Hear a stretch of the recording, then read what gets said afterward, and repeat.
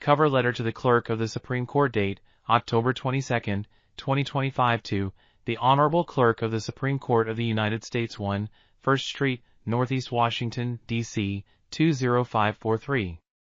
Subject: Submission of Constitutional Memorandum and Petition for Restoration of Lawful Governance, pro se filing. Dear Clerk of the Court, I, Axel Concepcion, Constitutional Analyzer and Advocate, respectfully submit the attached Constitutional Memorandum and Petition for Restoration of Lawful Governance for consideration and docketing. I am filing pro se, as a citizen exercising my First Amendment right to petition for redress of grievances.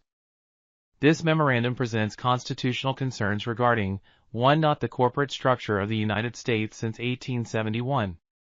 2. Violations of the Appropriations Clause during federal government shutdowns. 3. Breaches of due process and constitutional duty by Congress and the executive branch. I respectfully request that the Court accept this filing, docket it accordingly, and acknowledge receipt. Copies of this memorandum in both English and Spanish are included for clarity and completeness. Respectfully submitted, Axel Concepcion, Constitutional Analyzer and Advocate, Mayagüez, Puerto Rico. Constitutional Memorandum. Introduction. This memorandum outlines the constitutional and legal issues stemming from the corporate structure of the United States since the Act of 1871, and the consequences of federal government shutdowns that violate the Appropriations Clause and due process. It emphasizes the duty of Congress and the executive to execute the laws faithfully and protect the interests of the people. Background. In 1871, the United States incorporated the District of Columbia, effectively creating a corporate entity with government identifiers, such as DUNS numbers. This act has resulted in a de facto corporate structure, raising questions about the constitutionality of subsequent government operations. Legal framework. Appropriations Clause, U.S. Const. Art. I. Section 9, CL 7, no money shall be drawn from the Treasury, but in consequence of appropriations made by law. Take Care Clause, U.S. Const. Art. 2, Section 3, the President must take care that the laws be faithfully executed. Supremacy Clause, U.S. Const. Art.vi, the Constitution is the supreme law of the land. Marbury v. Madison, 5 U.S., 1 Cranch, 137, 1803. A law repugnant to the Constitution is void. United States v. Lee, 106 U.S.196, 1882. The government cannot act unlawfully or evade accountability. Federalist Papers Numbers 47, 51, Separation of Powers prevents tyranny. Conclusion and prayer for relief. I respectfully request 1. Restoration of government in accordance with the Constitution.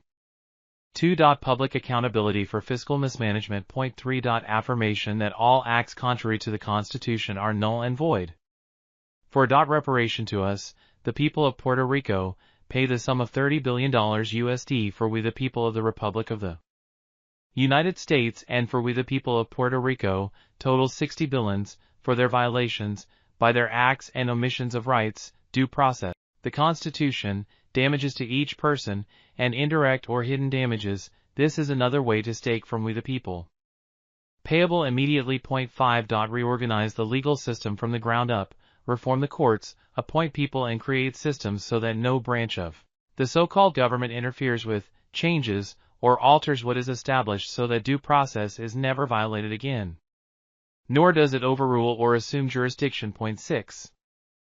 The corporate commercial private business has no constitutional power, no jurisdiction, no legal standing, therefore, everything is unconstitutional and illegal. 7. Separate the so-called private commercial corporate government from true government for the people and by the people. 8. The resignation of Donald Trump as president of the 1871 corporation, the resignation of all members of Congress, and the resignation of everyone in the justice system because they have allowed all this abuse, violation of the Constitution, betrayal, defrauding of we the people, and causing crises, inflation, bankruptcies, etc., which have resulted, in addition to the aforementioned, in dire outcomes, including death. We can call it corporate genocide.